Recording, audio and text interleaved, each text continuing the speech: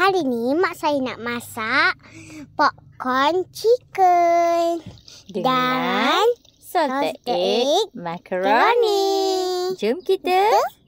Kakak sediakan dulu popcorn chicken. Kakak menggunakan serbuk cajun daripada Heza ni. Lepas tu korang kacau rata. Sadutlah ayam tadi tu. Kemudian korang goreng satu persatu.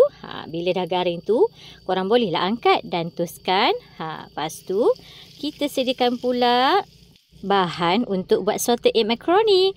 Mula-mula korang panaskan mentega dengan bawang putih dan juga cili padi. Kakak lupa nak letak daun kari. Kalau korang ada, tambah tau. Lepas tu, masukkan air rebusan pasal sikit dan juga susu cair. Dan juga serbuk salted egg daripada Heza ni. Cek beg kuning tau. Lepas tu, perasakan dengan garam dan gula. Masukkan macaroni yang telah direbus. Tambahkan capsicum dengan tomato. Cheddar cheese. Dah siap. Selamat cuba.